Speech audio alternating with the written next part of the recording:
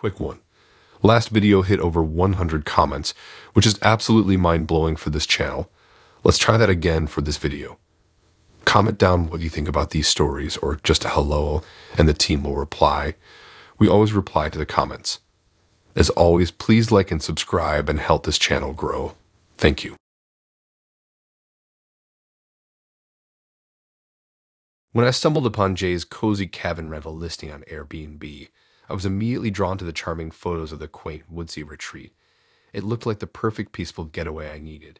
I should have paid closer attention to the uneasiness I felt while booking it, but I brushed it off, eager to finalize my reservation for the dates I needed.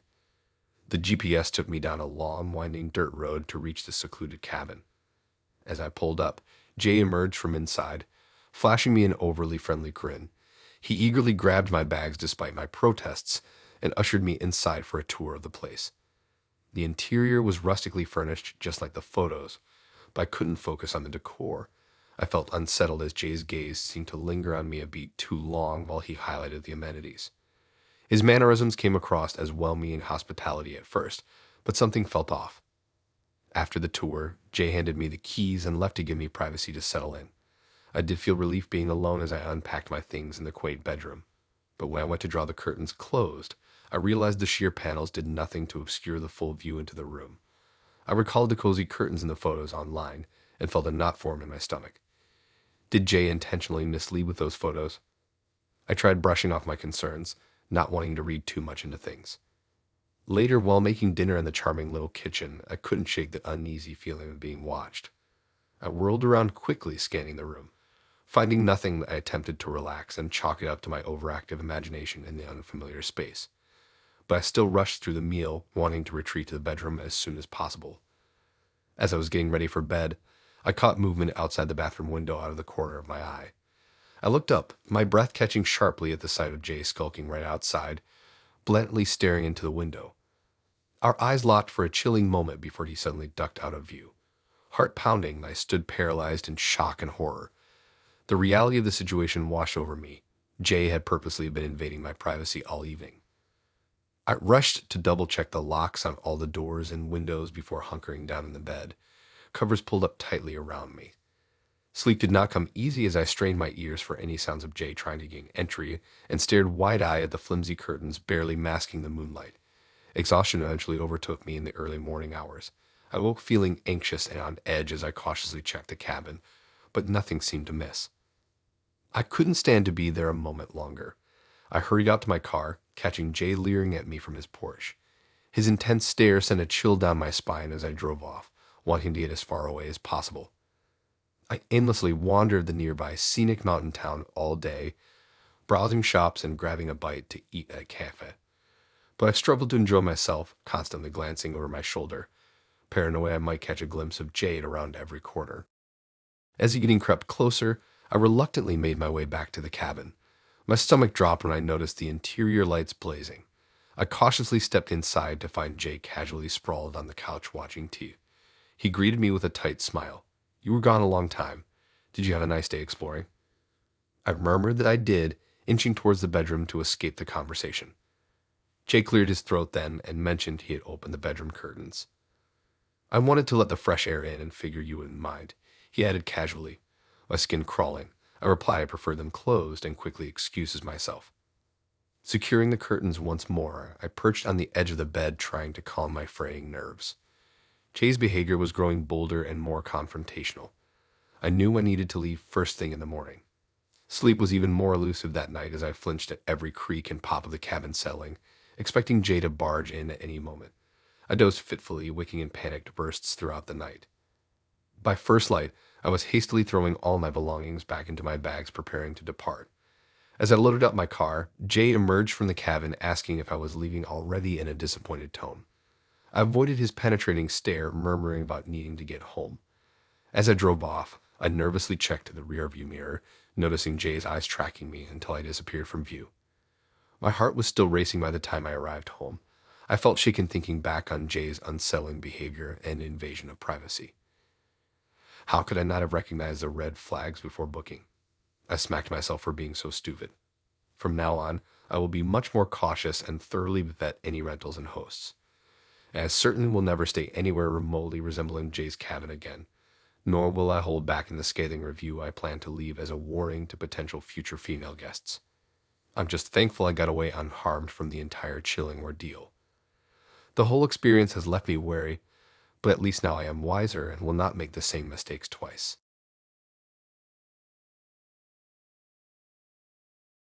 When I first started trying to make it as a musician in a big city, I quickly learned how impossible it was to find an affordable apartment on my limited income.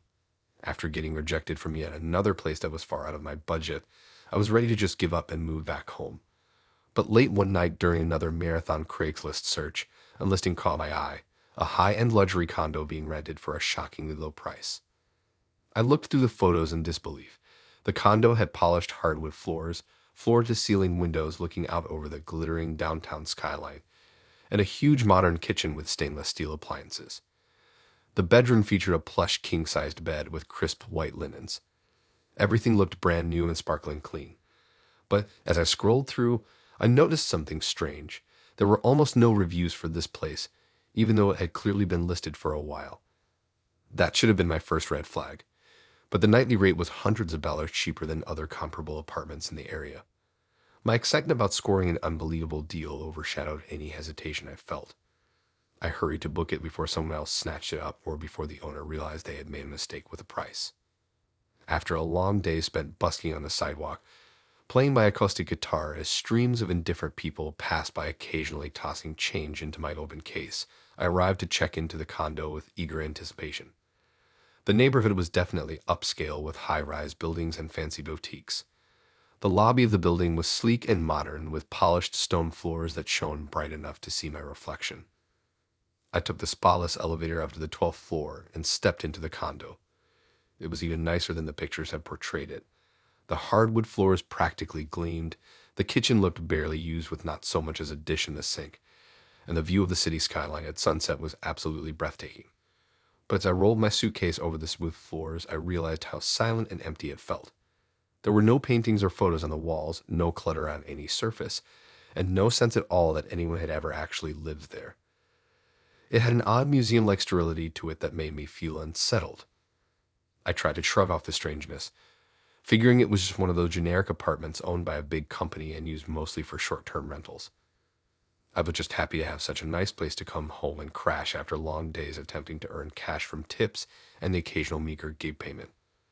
That first night, I slept better than I had in months in the soft king bed with its high thread count sheets. But the second night things took a turn. I had intense, vivid nightmares all night long. In the dreams, I was up on stage playing a show, but there was no one in the audience, just a dark, empty club. My fingers kept slipping off the frets and I couldn't manage to play any song properly. I woke up in a panic, heart racing and forehead damp with cold sweat. The next night brought another horrifyingly real nightmare of failing miserably during an open mic night performance. No matter how hard I tried in the dream, I just could not get through a song without messing up. The night after that, I had a nightmare of completely bombing an important audition opportunity. Night after night, the visceral nightmares continued, each one featuring a different humiliation or crushing disappointment from my music career. I dreaded falling asleep now, fearful of what vivid failure my mind would conjure up next. I started worrying that the constant rejection and struggle to make it as a musician had finally broken me. Had I lost my passion and confidence without even realizing it? Exhausted from lack of restful sleep and feeling on edge from the nightmares, I decided to explore the apartment more thoroughly. As I wandered around opening closets and peering behind furniture, I came upon a small room tucked away in the back that I hadn't noticed when I moved in. Inside, I found a professional recording studio with acoustic soundproofing foam on the walls, expensive microphones and guitars, and top-of-the-line mixing boards and computers. There were half-full coffee cups sitting around, wires snaking across the floor, and sheet music scattered everywhere, as if someone had jumped up mid-session and run out never to return. I had assumed this was just a nice condo that the owner rented out, but clearly another musician had been living here before me. Had they experienced these terrible nightly nightmares too? Did the dreams get so bad that they fled in a panicked hurry, abandoning their expensive equipment? Over the next few weeks, the nightmares became more intense than ever. Each one featured a different struggling musician, a woman playing melancholy cello pieces for indifferent commuters at the train station, A weary-looking man loving amps and guitars into dingy basement clubs for a meager payout. A singer with an angelic voice pouring their heart out on stage to an empty lounge. And each dream ended in tragedy and despair. The cello strings snapping in fury, the man collapsing from exhaustion backstage, the singer having a breakdown and storming out of the club defeated. I became consumed with figuring out what was happening. It seemed like the crushing disappointment and artistic struggles experienced by so many musicians in this competitive industry had somehow manifested into a dark, tortured energy that infected each new tenant of the apartment. Was the place cursed, doomed to punish those foolish enough to try and make it in music? Or was something more targeted and sinister at play here? I started researching the building itself for clues. I discovered a pattern going back 2 years, a string of tenants who were all aspiring musicians, artists, or performers. All of them had very short stays, a month or two at most. I tried contacting some of them via social media to ask if they had experienced anything strange, but none replied. Even the building owner turned out to be some faceless real estate corporation who ignored all my inquiries. One day while cleaning, I discovered a crumpled eviction notice shoved under the mattress in the bedroom. It had been issued to the tenant right before me, citing refusal to pay rent after only living there for 3 weeks. But why would someone with a fully decked-out recording studio stop paying rent so abruptly?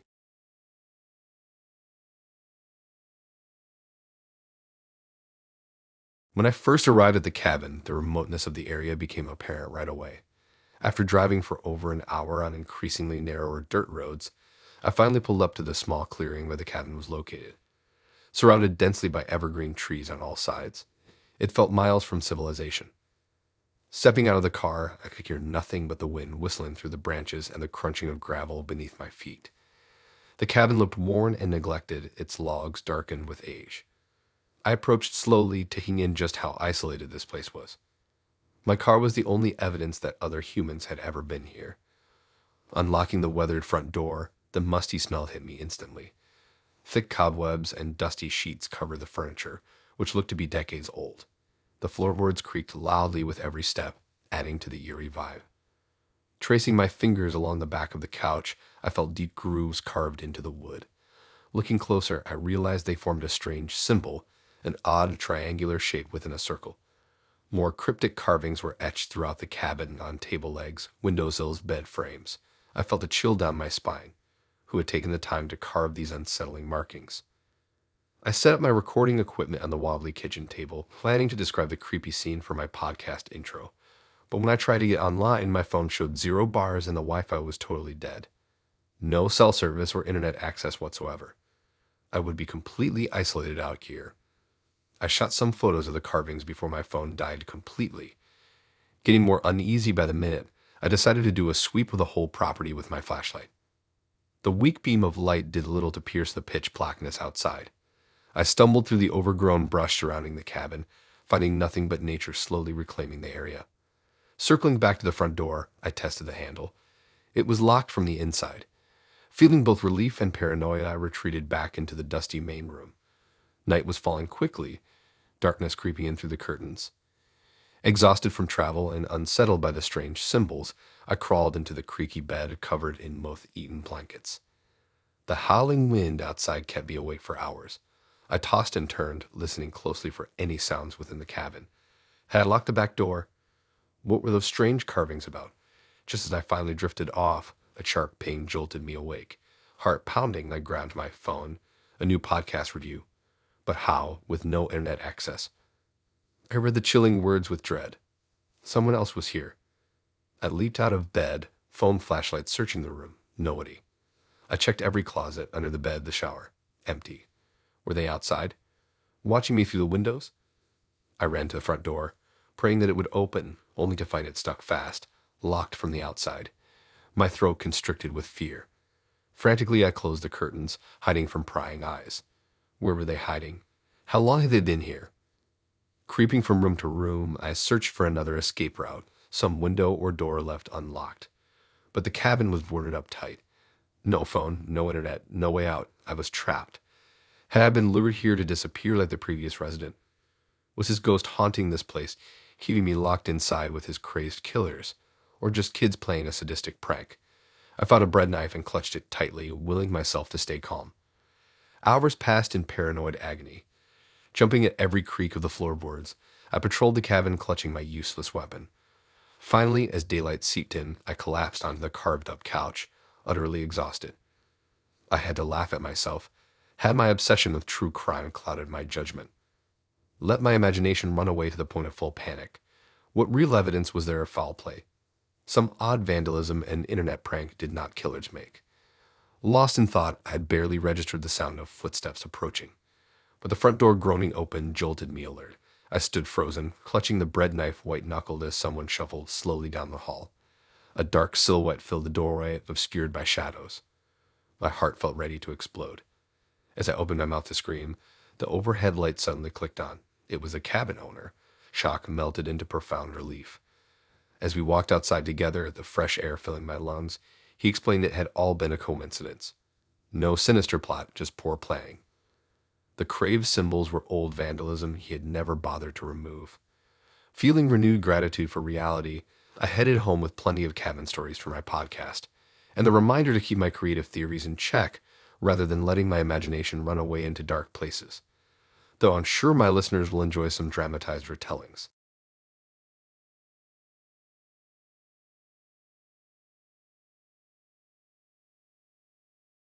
As a graduate student, research often requires travel to collect data or access resources. For my latest project, I needed to visit a renowned academic library in a major city on the other side of the country. I decided to make a full trip out of it by spending a few weeks immersed in the urban energy and exploring the renowned food, arts, and culture scene. However, I also needed accommodations that would allow me to focus during the day. After much online research, I booked a cozy studio apartment on Airbnb right downtown.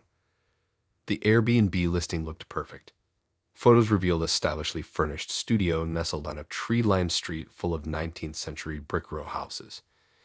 Inside, the space featured lovely hardwood floors, big windows with sunlight streaming in, and exposed brick walls giving it a cool vintage vibe. The kitchenette contained modern stainless steel appliances perfect for whipping up quick meals between research sessions. Local magazines sat on the coffee table, showing off the surrounding neighborhood of independent boutiques, critically acclaimed farm-to-table restaurants, and indie music venues. The location couldn't have been better. While most reviews rave about their stays, a few mentioned frequent power outages as an annoyance. The building was old and apparently the wiring was faulty, but the outages were described as brief and harmless, though I figured it was a small price to pay for such a well-located home base. When I arrived, the apartment far exceeded my expectations.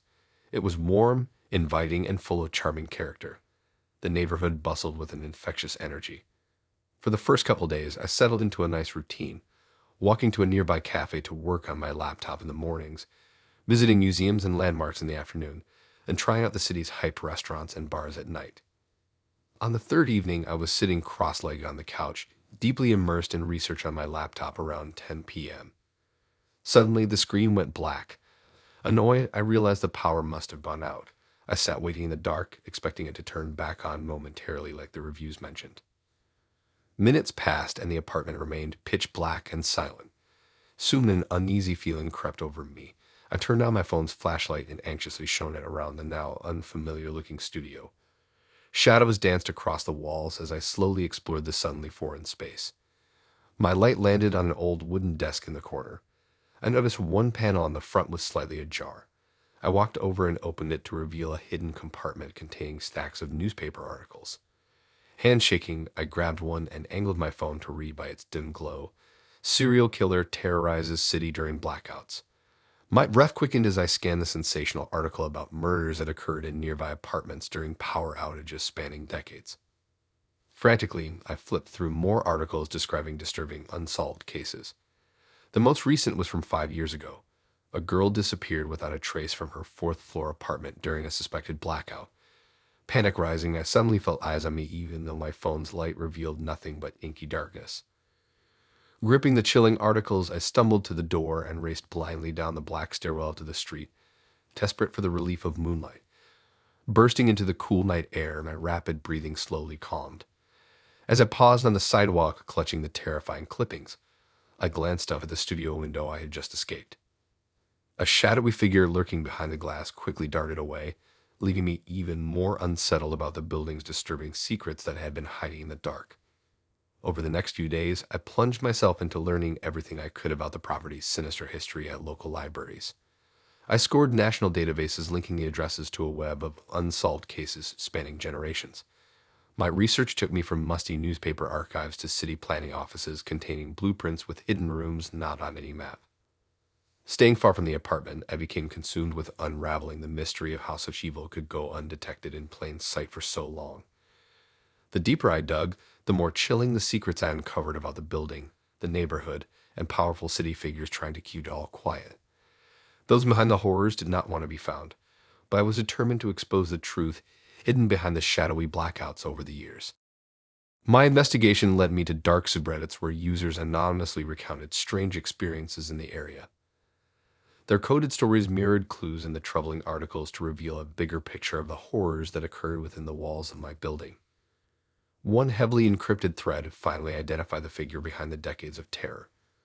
Armed with biographical intricacies uncovered online, I was able to track down their current identity and routines in the city. Once an ordinary person on the surface, they were actually leading an elaborate double life filled with unspeakable cruelty. As I typed their name into the database of the courthouse, I swore to myself that the darkness shrouding these crimes would be extinguished. The victims would get justice, the evil would end, and the truth would finally be brought into the light. I clicked print and walked out of the records office with the real name of the monster. My investigation had uncovered more than I could have ever imagined when I stumbled upon those articles during an ordinary night in that apartment. By pulling at the first thread of clues, I found myself woven into a tangled and terrifying web of city secrets. Though bringing it into the light put me at risk, exposing the truth had become my purpose. Armed with evidence in hand, I approached the police chief to make sure the darkness that had plagued this place could no longer hide its evil.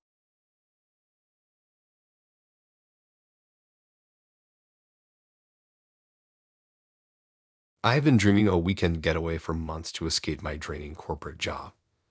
As a young professional, my life revolved around back-to-back meetings, endless emails, and late nights chained to my desk. When I finally got a free Saturday night, I started browsing Airbnbs in the trendy downtown neighborhood of the big city closest to me. I wanted somewhere relaxing but also walking distance to bars, shops, and restaurants to fully enjoy my precious free time. After searching listings, I found a modern apartment right in the heart of downtown. It was in a tall brick building sandwiched between other trendy apartments and businesses. The photos showed the building's lobby had an urban chic vibe with concrete floors, steel beams crossing the high ceilings, and sleek leather couches arranged in conversation pits. Inside the units, exposed brick walls added character against the clean white walls. Giant windows with views of the city let ample natural light stream in during the day. The kitchens looked freshly updated with granite countertops, white cabinetry, and stainless steel appliances. I booked a private room in a two-bedroom unit on the fifth floor. My room featured a queen-sized bed with a plush white comforter neatly made up with matching pillows. A classic wooden bedside table held a trendy lamp with a sculptural base and fabric shade. In the corner sat a three-drawer dresser where I could unpack my small bag. Out in the common space, the living room contained a large gray modular sectional perfect for lounging, a glass-top coffee table, and a flat-screen TV mounted to the brick wall. A guitar and keyboard were casually leaned up in the back corner, hints of the artistic and musical interests of the apartment's residents. After checking in Friday afternoon, I eagerly explored the energetic neighborhood around the building. People continuously streamed in and out of the trendy bars, cafes, boutiques, and restaurants that lined the surrounding blocks. From each establishment, music floated out and mixed with the chatter and laughter of patrons at outdoor tables. The aroma of people's meals merged with the voices calling out drink orders and friends shouting boisterous greetings. An electric energy pulsed through the warm evening air. I popped into a few boutiques, treating myself to a silky tank top and a vibrant print and delicate gold jewelry from a local designer. At a French bistro, I ate dinner al fresco, sipping a glass of rosé and watching the city nightlife unfold around me. Couples strolled by arm in arm, groups of stylishly dressed girls giggled their way down the sidewalk to the next bar. Guys shouted boasts about the basketball game blaring from a sports pub. Around 11 p.m., I decided to call it a night so I could get plenty of rest before yoga class and more exploring tomorrow. The nightlife was really coming alive, with music from various clubs and bars blending into a steady beat. The sidewalks were filling up with more packs of friends and couples ready to have a good time. I weaved my way through the crowds back to the apartment building. Up on the fifth floor, I quickly got ready for bed in the tidy private room, excited to sleep in and hit up the yoga studio down the block in the morning. As soon as I curled up under the soft blankets, the sound of dance music thumping next door jolted me awake. It started with the unmistakable pulsating bass of a pop song vibrating the walls. I looked at my phone. It was past midnight already. Soon, more sounds filtered in from what must have been a raging party, laughter in various drunken pitches, voices shouting sloppily over the music, the clink of beer bottles. It sounded like all the residents on the floor had been invited to the shindig. I tossed and turned in the bed, smushing a pillow around my exposed ear to try and dampen the noise, willing myself to fall back asleep to the beat of the party playlist. As the night wore on, the chaos mounting next door kept me painfully awake. At certain points, it sounded like they were doing construction work over there with all the crashes of furniture banging against the walls, blasting music with screaming fans at a concert. Once or twice heated voices raised aggressively, seeming to get into intense arguments. But their shouts were soon drowned out by the chanting and cheering as more drinks were downed. I watched the minutes tick by on my phone screen, exhaustion preventing me from drifting off amidst the havoc. Light finally started peeking through the curtains, indicating morning had arrived. I was so relieved for the party to end so I could catch at least a couple hours of rest. But as I shook off my grogginess, I was met with an eerie silence. No more pulsing music, no drunken voices, not even shuffled footsteps or slamming doors. The apartment next door was now unnervingly quiet. I cautiously opened the front door to see what was going on. Shockingly, the hallway was taped off by police and officers were stationed nearby, preventing people from entering. By the elevators, a "Do Not Enter" sign was posted across the door to the neighboring apartment where the party had raged all night. My stomach dropped, realizing something seriously wrong must have happened while I attempted to sleep. I nervously asked an officer what had occurred. In a hushed voice, he explained that during the wild partying last night, there had been a fatal drug overdose inside that apartment. I stood speechless and devastated by this tragic revelation. The officer said the apartment was an active investigation scene, and I should stay out of that room in the meantime. Shaken, I wandered aimlessly around the streets, unable to focus on anything as I tried to process this disturbing situation. I decided to go back to the apartment to get some work done on my laptop, hoping it would distract me from the dark thoughts swirling through my mind. Waiting for my computer to start up, I noticed a newspaper clipping left on the coffee table reporting on an eerily similar scene, another overdose that occurred in this exact apartment just months prior. I felt sick reading the ominous article, realizing I had just spent a full night in that room where someone else had lost their life a few months ago. Horrified, I quickly shoved my things into my bag and called an Uber to get far away from that building with the macabre secrets within its walls. My idyllic weekend escape from reality had become twisted and tragic in an instant. Travelers can never fully prevent accidents, but arming yourself with information helps avoid dangerous situations. I'm just grateful I escaped that Airbnb physically unscathed. Mentally, those chilling memories in that ominous apartment will haunt me for a long time.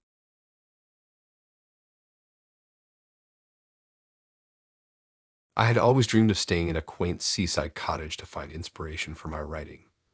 As a freelance writer, I'm constantly seeking new environments to spark creative ideas. The hustle and bustle of the city leaves me uninspired. I yearn for the tranquility of coastal living.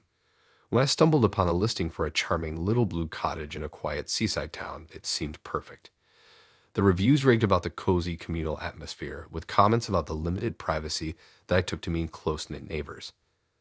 I pictured myself sitting at a weathered wood desk, gazing out past Pickwickian curtains to the sea as I typed away on my laptop. The faint sound of waves crashing on the shore would keep me company. Seagulls calling to each other as they swooped and dove for food. An invigorating ocean breeze rustling the curtains and tickling my skin. The occasional passing of a neighbor on a bike or walking their dog along the shoreline path. A week in the seaside cottage would provide the ideal retreat from urban chaos. Bliss. I eagerly booked the blue cottage for a week and anticipated escaping to my seaside writing haven. Upon arriving in the sleepy little town, I located the address and pulled up to the most adorable Robin's egg blue cottage with white trim that I had ever laid eyes on. Rose bushes climbed up a trellis by the front door, and a porch swing swayed gently in the breeze. I grabbed my overstuffed bags from the trunk and wheeled them up the front walkway lined with seashells. As I unlocked the front door and stepped inside, I was immediately enamored by the lovely furnishings and ocean-themed decor. The interior smelled of fresh cloves and cinnamon, conjuring up memories of childhood trips to my grandmother's beach house. I ran my fingers over the smooth wicker furniture and vibrantly colored accent pillows. This charming retreat would surely provide the perfect setting to get into a creative groove after so many months of writer's block. After putting my clothes and toiletries away in the beautiful seashell-adorned dresser, I unpacked my laptop and notebooks on the desk in the corner, ready to start outlining some ideas. As I looked around for a power outlet to plug in my laptop, I noticed something odd on the ceiling, a smoke detector with a tiny lens. Strange, I thought, squinting up at the mysterious device. I climbed onto the antique wooden chair and saw that it was actually a hidden camera disguised as a smoke detector. My heart started racing frantically as I scoured the rest of the cottage, uncovering hidden cameras behind picture frames, houseplants, and bookshelves. Cameras were concealed everywhere I looked. It suddenly dawned on me. The reviews mentioning limited privacy were not referring to neighborly closeness at all. This was a voyeur's carefully crafted cottage used for spying on unsuspecting guests like myself. I felt sick to my stomach realizing I had been filmed in private, intimate moments from the minute I walked in the front door. The quaint furnishings, the scent of cinnamon, the seashells, it had all been a facade to hide the perverse intentions of the host. An elaborate scheme to trick vacationers and profit from exploiting them without consent. I considered leaving immediately but knew I couldn't find another place to stay on such short notice during the busy tourist season. Against my better judgment, I decided to stick out for the week I had booked, but took measures to protect myself, like changing clothes in the bathroom and showering in a swimsuit. I placed towels over the cameras when possible and unplugged any unnecessary electronics. I hardly slept at night worrying about being watched and listened to even in the upstairs bedroom by the eavesdropping devices. Every creak of the floorboards put me on high alert. I felt violated and furious about the fake reviews that duped me into staying there. The sound of the ocean waves that once seemed soothing now unnerved me.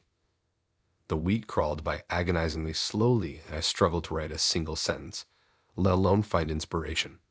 I flinched at the slightest noises, a car passing, the whir of the refrigerator turning on. As soon as my stay was up, I left a detailed, scathing review to warn others about the gross criminal invasion of privacy. I triple-checked to ensure I left nothing behind and checked out, never looking back. I drove straight home, still shaking from anger, fear, and disbelief. After that horrific experience, I avoided renting Airbnbs for several months, too traumatized to stay in a stranger's home. When I finally mustered the courage to try again, I thoroughly vetted each listing by searching reviews for any mention of hidden cameras or illegal recording devices. For every booking, I now do a full sweep for cameras and weirdly placed electronics the minute I walk in. I bring a detection scanner and inspect behind any frames, vents, plants, or objects that seem off. Even the most innocuous item like a book or candle is not to be trusted. While I still adore the coziness and charm of a good cottage or bungalow rental, that chilling trip left me forever paranoid and distrustful of hosts.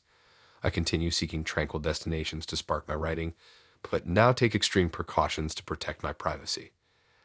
Though I try not to let one deceitful host ruin renting for me altogether, I am hyper-vigilant about checking for concealed cameras and anything suspicious. The peace of mind I gain from knowing I won't be recorded illegally makes the tedious examination worth it. I've learned to never ignore subtle warning signs in reviews and always listen to my instincts. If a listing seems too good to be true, it probably is. I know now that hosts with criminal intentions hide behind gorgeous decor and fictitious reviews. And I will never again sacrifice my right to privacy for a peaceful writing retreat.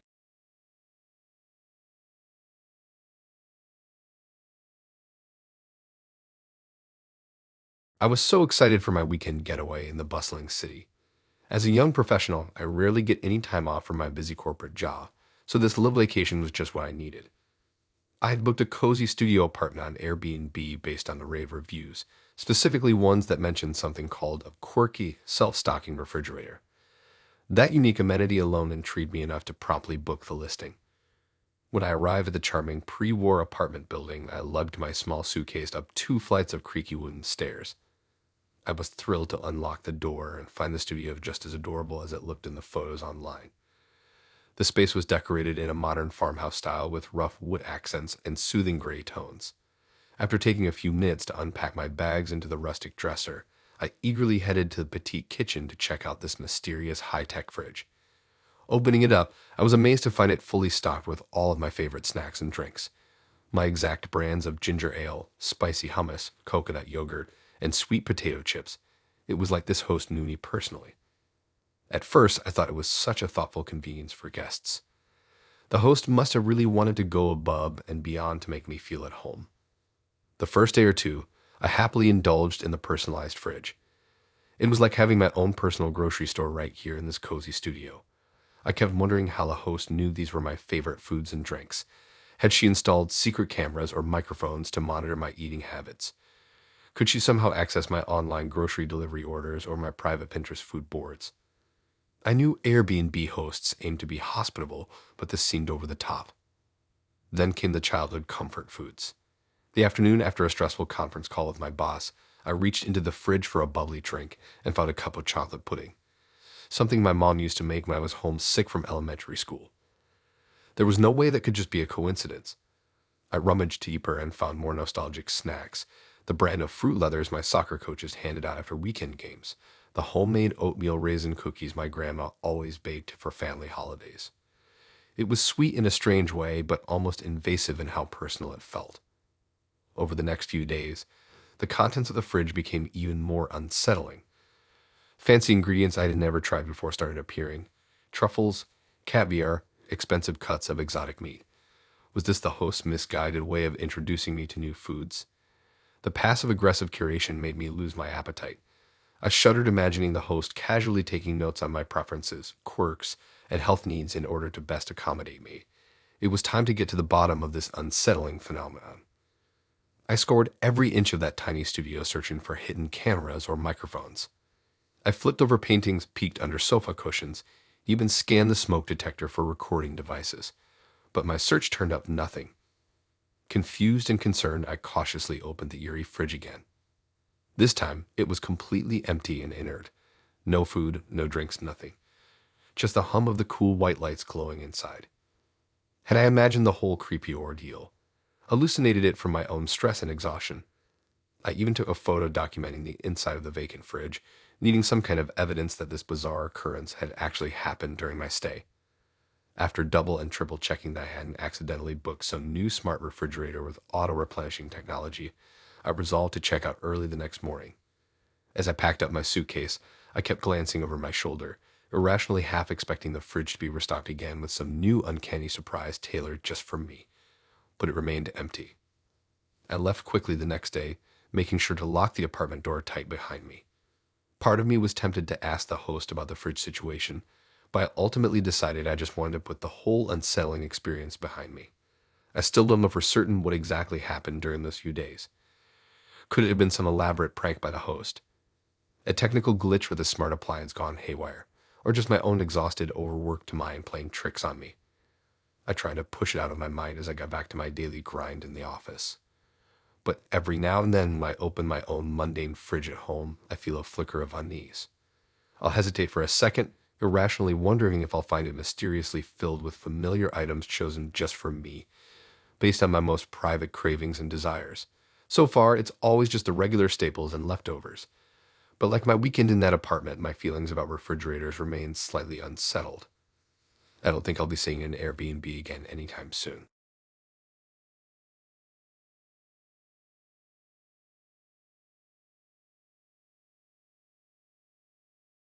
I'm a businessman based in Chicago who travels frequently across the country for work. After one too many nights in sterile cookie-cutter hotel rooms, I decided to give Airbnb a try for my next trip to San Francisco. I heard great things about connecting with locals and getting a feel for the city, so I browsed listings looking for the perfect home away from home. That's when I came across a beautiful apartment managed by a superhost named Jenny. She had dozens of five-star reviews calling her warm, friendly, and a fantastic host. The photos showed off stylish modern decor, mid-century furniture, pops of color, floor-to-ceiling windows overlooking the city. It looked like a hip urban oasis with a view a far cry from the bland hotel rooms I was used to. Jenny's profile said she was an interior designer who styled each of her units to give guests a true local experience. It seemed perfect for my week-long work trip. The day finally arrived and I took an Uber from the airport to the apartment, giddy with excitement. But as soon as I unlocked the door and stepped inside, My excitement faded. The once vibrant furniture from the photos now looked generic and impersonal, like it was plucked straight from an IKEA showroom. The art on the walls was hotel-quality landscape prints. This place had none of promised character or charm. It felt cold, even sterile. Still jet-lagged, I set my suitcase down and explored the one-bedroom unit. That's when I noticed something that stopped me in my tracks, a smoke detector planted right above the bed that looked newer than the others. I cautiously stood on the bed to inspect it. My heart sank when I realized the device actually had a tiny hidden camera lens peeking out. Someone was planning to spy on me in my room. My pulse racing, I scrambled to dig up Jenny's phone number to demand an explanation. But when I pulled up her Airbnb profile, it had vanished. Her phone number was disconnected too. Was Jenny not who she claimed to be? Had I walked into some devious hidden camera trap? In a panic, I plopped onto the couch and tried to gather my rattled nerves. The TV was on in the background when a breaking news banner flashed across the screen. A woman's mugshot appeared as a reporter described a hidden camera Airbnb scam carried out by a superhost named Jennifer Mills. Jennifer had secretly recorded dozens of unsuspecting renters in San Francisco before getting arrested. My jaw dropped as I stared at her photo. Jennifer was unmistakably the same woman who had portrayed Jenny online. My mind raced, heart pounding. I had to get out of there. But as I frantically Googled Jennifer's name, I realized the report was over a year old. She'd already been arrested and jailed for the scheme, so installed the new hidden camera in the bedroom. Just then there was a knock at the door that made me jump. I looked through the peephole and was relieved to see a petite woman dressed in a maid's uniform. I opened the door, assuming she was just a cleaning lady. But my relief quickly turned to dread when I recognized her face. She was the same woman from the mugshot, Jennifer Mills. "I'm here for the afternoon cleaning," she said with a smile. I stood frozen in the doorway, speechless. If she'd been arrested already, why was she back prowling through Airbnbs? Were her cameras still rolling? I stammered out some excuse about an urgent call I'd forgotten and rushed out of the building, heart pounding. I hurried down the crowded sidewalk, my mind swirling with questions. Had Jennifer only served a short time in jail before jumping back into her creepy scheme? What else was she capable of? I ducked into a busy cafe, ordered a coffee, and tried to clear my head. As I sipped the hot drink, I pondered my options. I could go to the police, but I didn't have proof beyond my own suspicions. I could complain to Airbnb, but Jenny's account had disappeared. Or I could simply cut my losses and book a hotel room where I knew there were no hidden cameras lurking. In the end, I decided it wasn't worth the risk to stay there another night. I booked a room at a reputable hotel downtown using an alias. I drew the curtains, double-checked the smoke detectors, and tried to calm my nerves. But I still couldn't shake the chilling sense that Jenny, or Jennifer, wasn't just a small-time criminal looking to make a quick buck. Behind that friendly superhost persona was someone far more calculating and sinister than I ever could have imagined. This terrifying experience made me question using home-sharing services ever again. At big hotel chains, I don't have to worry about staying at the mercy of some phantom landlord with unknown intentions. I thought Airbnb would help me connect with real people, but it turns out some criminals connect there too. Home sharing is a great idea, but you truly never know who you're dealing with behind just an online profile. I'm thankful I escaped safely, but my trip left me rattled to the core. From now on, I think I'll stick with the soulless corporate hotels where at least I can rest assured knowing there are no hidden cameras filming my every move. Thanks for listening in. If you like these stories and want to hear more, then please subscribe and like and support this new channel. We have more stories for you to listen to.